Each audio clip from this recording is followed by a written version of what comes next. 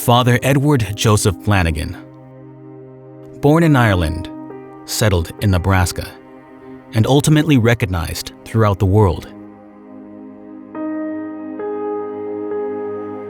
He was not afraid to challenge convention, the courts, and society itself, advocating for disadvantaged youth that seemingly had no value.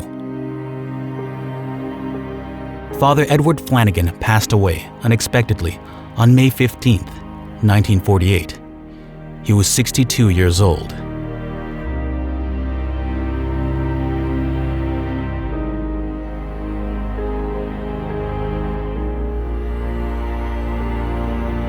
Father Flanagan founded and fought for Boys Town, and in doing so, forever changed the way America cares for its children.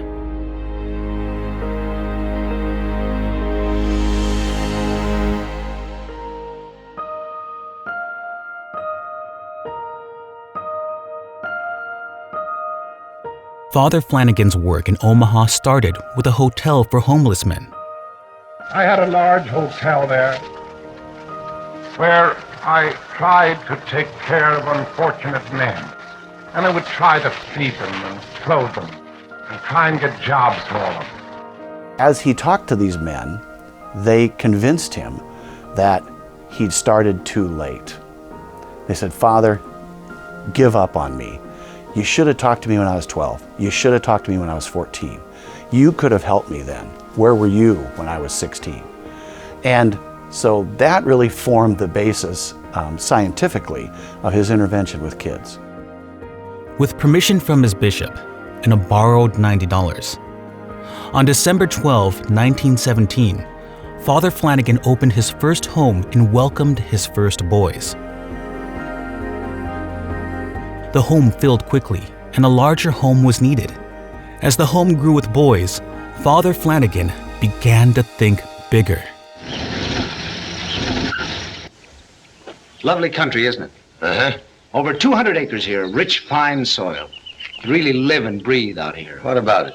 I want to buy it. Now look, Dave, I can get it cheap. Just look at it, Dave. We could build a real town for the boys here. They could have gardens, dormitories, gymnasiums, classrooms. Mortgages and bills and debts. Be reasonable. First you started with 5 boys, then it was 20, then it was 50. With this place you'd be looking for 100 boys. 500. All right, 500. What? How are you going to get the money? How are you going to do it? It's crazy. Father Flanagan's dream by 1920 was to expand Boys Town. He purchased Overlook Farm at 144th and Dodge for $250,000. The mortgage Father Flanagan took out to purchase Overlook Farm was a great burden to him for many, many years, especially when the Great Depression hit.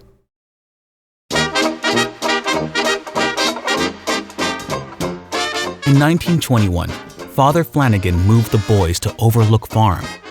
Father couldn't afford to rent 2 trucks, so the younger boys rode in the truck while the older boys walked the 11 miles to their new home. Once at Overlook Farm, there were buildings to be built. And Boys Town was not only off and running, but on the air.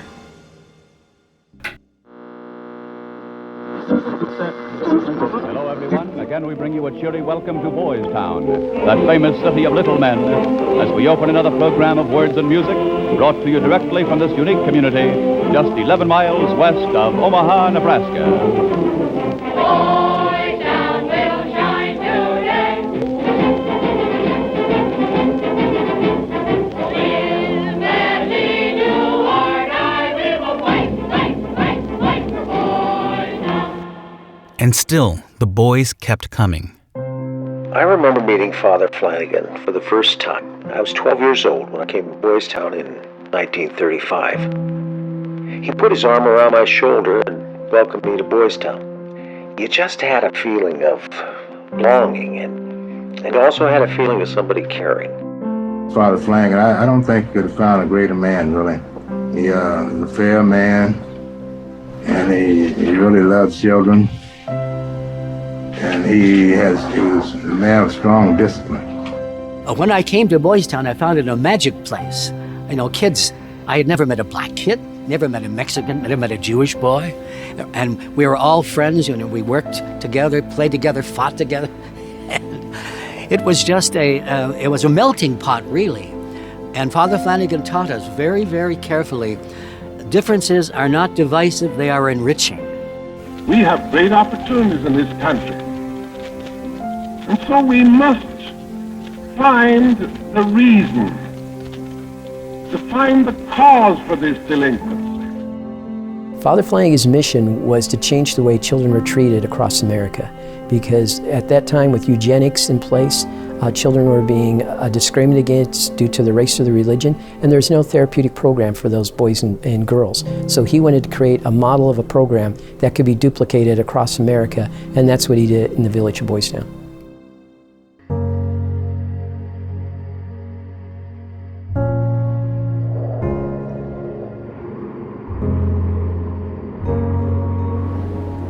With the stock market crash in 1929, followed by drought and the Dust Bowl, the country was in grave circumstances. And at Boys Town, the mortgage Father Flanagan had taken to purchase Overlook Farm and many of the buildings became a great burden. In the late 1920s and early 1930s, the Great Depression and the Dust Bowl years hit Boys Town. Overlook Farm, which Father Flanagan loved, provided all the food for the boys. I remember about 1938, I think. We had quite a famine here. Boys Town was really up against it. The food was very scarce. I remember going down for supper, and the only thing we had on the table was eggplant and milk. It didn't rain for 3 summers, so they ran out of food, and the boys were hungry and had no money, no food, and it was a very desperate time. And luckily, Father had some good supporters and donors that would donate funds and some food to keep going, but Boys Town barely survived the Great Depression. Even the Boys Bucket Brigade could not save the crops, and with no money and no food, it was a very desperate time. And even then, the boys kept coming. I love the story, really, of how I came to Boys Town. And I had to drop out of school because I didn't have the proper clothes to wear. I was collecting old newspapers in an effort to sell them to make some money. And on the street of Kansas City one day, this paper fell open to an article about Boys Town. I told my aunt and showed it to her. And I says, I want very much to go there. Maybe if I go there, I'll be able to go back to school. She managed to borrow or to scrounge up enough money for my bus fare to Omaha. I got to Omaha to the bus station. And so at the bus station, I went up to the counter and I asked the person behind the counter, I says, how'd I get to Father Flanagan's Boys Home? So I started out walking along West Dodge. I began walking and I arrived at Boys Town. I saw nobody, and I saw no one, but I heard something behind the building, so I walked behind the building, and the boys were all lined up, beginning to say their night prayers. And some young man approached me. He saw me standing to the side, and he approached me. He was a young boy himself, and he said to me, welcome to Boys Town. And that was the beginning of my time at Boys Town. Okay, take it, Scoop. Thanks, Bud, and good afternoon, America.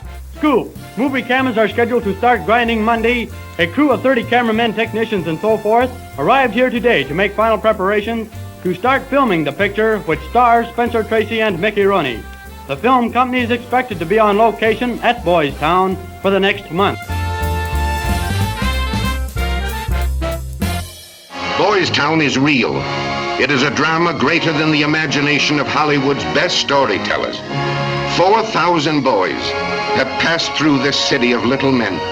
And now the drama, the laughter, the heartache and the triumph of all these boys is crystallized in the story of one young renegade who came from the back streets into conflict with the one man who could save him. Once in a generation comes a picture with the heartwarming sympathy, the understanding of Boys Town.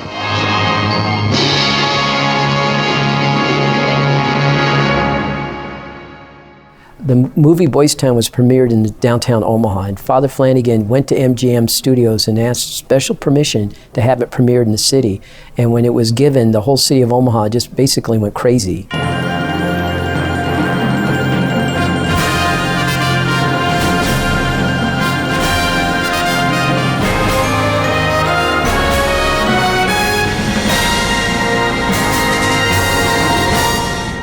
Does the premiere here in Omaha compare favorably with those being held every day almost in Hollywood? Well, this surpasses anything that's ever been done in Hollywood. All right, thank you very much, Mickey Rooney. Pleasure to have you up here. The power of Father Flanagan's presence was not only the stuff of movies, but also real life. My father passed away in 1938. He was 34 years old. Being we were sharecroppers, we had to leave the farm. So it was decided that two of us would go to Boys Town. So we left early in the morning, and my brother and I were following one wheat field. Pretty soon we're in the corn country. And I look at him and I says, my God, we'll never find our way back to Kansas. We arrived at Boys Town, and the first person that we met was Father Flanagan. He came in and welcomed us, and just his presence, all the way up here, I was just so depressed. But the minute he walked into the room, he says, we're going to take good care of you. We're going to see that you have a good education, and we're going to teach you skills so you can be good people in your community when you leave here. So that was a great consolation to know that that Father Flanagan was there for our benefit.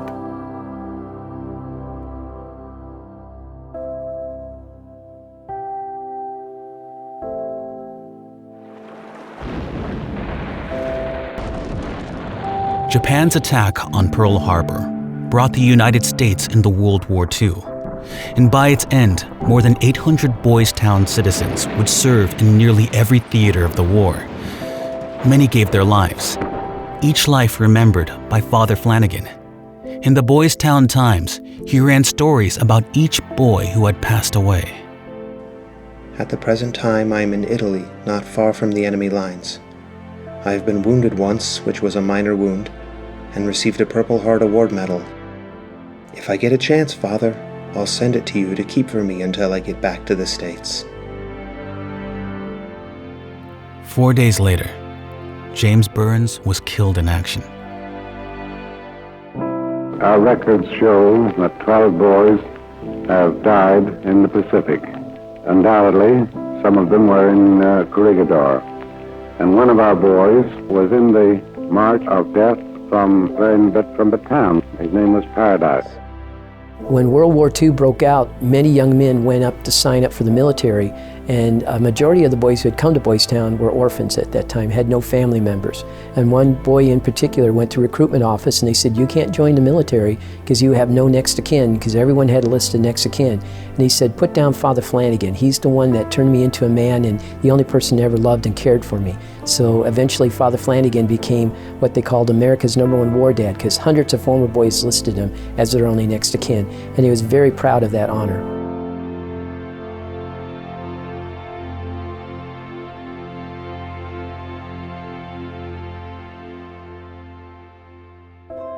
The war also created a new generation of displaced children.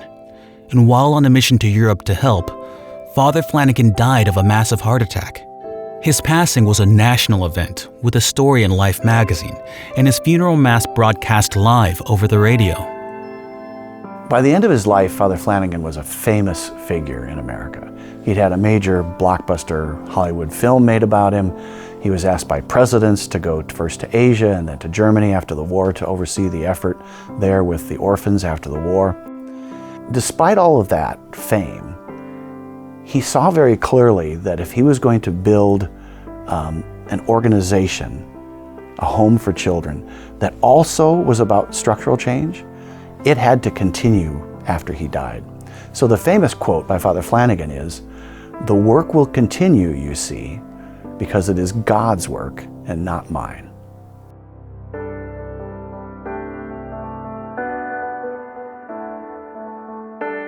In 1948, Monsignor Wegner became the director of Boys Town. He was the successor of Father Flanagan. And he had the shock of his life when he took over Boys Town, because at that time the home was over $15 million in debt. Father Flanagan had begun a major building expansion program, took out numerous mortgages to pay for it, and now it was up to Father Wegner to pay off these mortgages or look at selling property and shutting down a part of the program. And we'd like to say that the next 50 years, our record is even going to be better than the past 50 years. We can only take in, say, 200-300 new boys every year out of the 2,000-3,000 applications that we get. Whether we'd be able to start other places, God only knows. But I have in my own mind this idea that sometime in the not-too-distant future, we may have a place or two where another boys' town can be started. We work on the same principles we do here. But to achieve the expansion, Monsignor Wegner would need to get Boys Town on solid financial footing. His solution to the debt crisis was to raise money through direct mail campaigns, and in doing so, keep Boys Town open for many years to come. Little did he know that this would one day allow Boys Town to expand across the nation. Tranquility Base here. The Eagle has landed. That's one small step for man, one giant leap for mankind.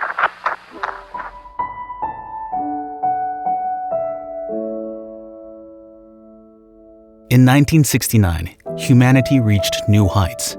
But here at home, the world was evolving in new, ominous ways, and it became clear that Boys Town needed to evolve too. A new population of boys were arriving at Boys Town. Monsignor Robert Hupp called them social orphans. With the advent of drugs in the early 60s, student rebellion, parental rejection, and the general erosion of family life, the traditional type of care that had served the home so well for so many years needed to yield to a more personalized approach. With all these things in mind, we set out to develop a family concept that Father Flanagan himself had dreamed about long ago. When Monsignor Robert Hupp became director of Boys Town in 1973, he had received reports that the home was on the verge of closing, which it was. Our youth care program was obsolete. It had to be modified and updated, and no one knew what to do. And he stepped forward, began the family home program that we have today in the village of Boys Town, and saved Boys Town from closing, and began many new other programs to modernize the concept of Boys Town, and especially with the treatment of the boys and girls. By late 1974, Boys Town had hired its first family teachers and built new family-style homes on campus. But that was just the beginning of some major changes. Girls. Not long after the family home program arrived on campus, so did the first few girls. It was 1979, and while it may have seemed like an experiment to some, it was a vital step forward in Boys Town's mission to change the way America cares for kids and families. And the Boys Town model, tested, researched, and modified, continues to transform the lives of thousands of boys and girls today. Those closest to the children really are the primary change agents.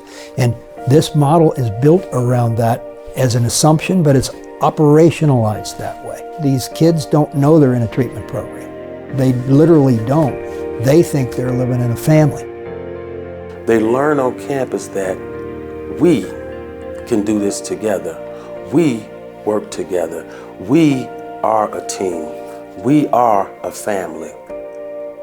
That's the idea of commitment, is being able to become a part of that we instead of I. You know, when our kids leave here, the thing we're hoping for is that they have a nice average life.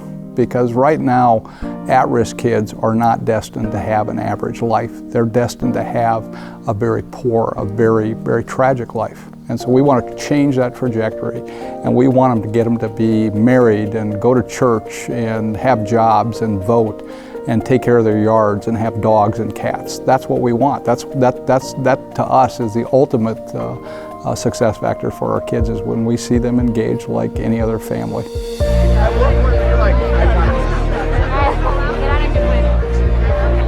And how does Boys Town know their programs work? It's the most researched residential model in the world. We have a longitudinal study of over 20 years for our campus kids, which tells us that our kids are good citizens. Our model works because we know it from a quantitative standpoint and a qualitative standpoint. So research is what gave us some of our other programs, Common Sense Parenting, in-home family services, care coordination. All of those programs we built with a research effort as well as a practice effort. We're very unique in that fashion. Universities research ideas, we research solutions.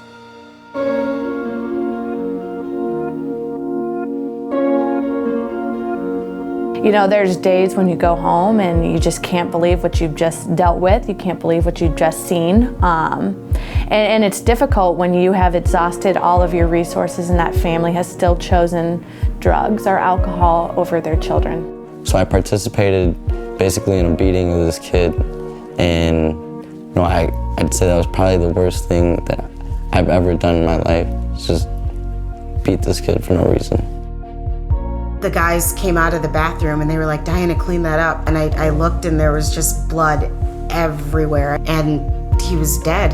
And so I just was in shock. I mean, I gotta stop for a minute. The toughest thing about looking seriously at the problems facing the American kids and American families, especially the most troubled ones, is that they seem on the surface to be intractable.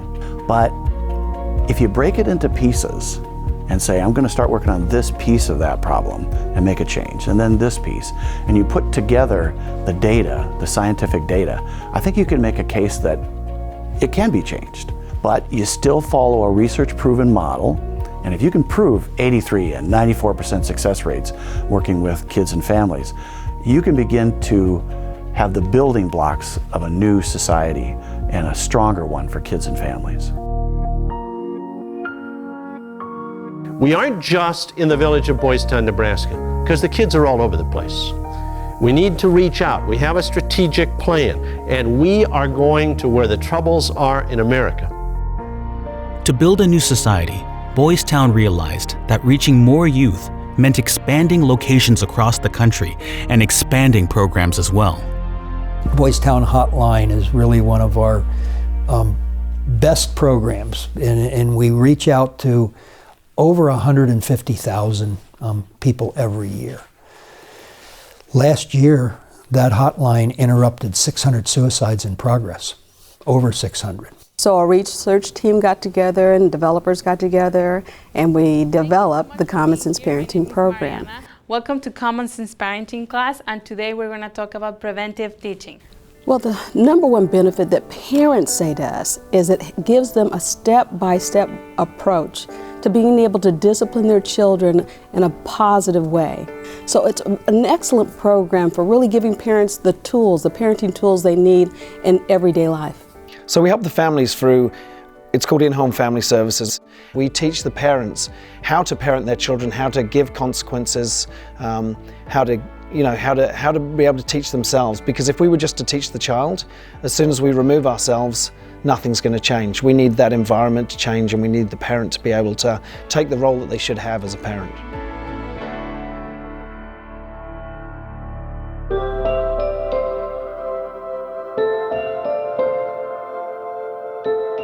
The teaching model of Boys Town is very dependent upon a youth's ability to communicate, both to hear, to speak, to use language, to receive feedback and receive it positively. All of those things necessary. Communication is required. And because communication is key in helping children and families overcome their challenges, Boys Town began to focus on research to address communication disorders in children. As a result, the Boys Town National Research Hospital was built to help close the circle of care to address every aspect of a child's development. Yes, yes, yes. When she first heard her first sound, we were so happy we didn't even cry, if that makes sense. But our ultimate goal is to get her to spoken language. Being able to provide enough hearing for the child to develop speech and hearing, I mean, that's a miracle. My dream has come true. And that's because of them.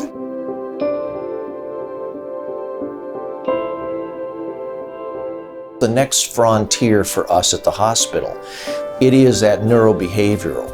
So there is now technology that allows us to better understand the functioning of the brain, not just the observation of behavior of a youth, but the actual biological basis for that behavior. Every day, we use research and common sense to find ways to help troubled kids and families live a better life in body, mind, and spirit.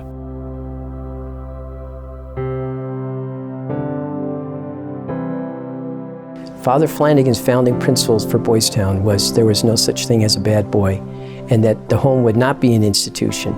And as a home, the children would be treated as individuals, given love and support and guidance and a spiritual life. That was very, very important to Father Flanagan. The day that I found out I was coming, for sure, there was a really big thunderstorm and windstorm in Iowa, and I had made the comment, with any luck, this wind will blow down Boys Town and I won't have to go. For that first 2 years, it was okay. If I can just convince my mom I'm ready to come home. But at that 2-year mark, it was, I don't want to go home. Now, 100 years since founding Boys Town and more than 50 years after his death, Father Flanagan's legacy continues to live not only in the programs and services of Boys Town, but also in the legacy of changed lives. I think it's did a lot for me, and all through my life it's helped me. I don't know where I'd be today if it wasn't for it. Kids that I encounter now after they come back, after 3-4 years, they come back, stop at the clinic. Do you remember me? Yeah, you were smart, Alec. You didn't think much of this place. Yeah, well, it sure means a lot to me now. Boys Town gave me, opportunity. They gave me hope. It's a different type of an approach. It's like they give you a family. So it's just it's a completely different life experience. But I also found out that there was good people here. There was people that cared for you unconditionally and actually loved you. The most abandoned child, the most insignificant child in all the world is much more precious than that most costly diamond. In fact, all the diamonds in all the world, all the wealth in all the world, could not buy a human soul.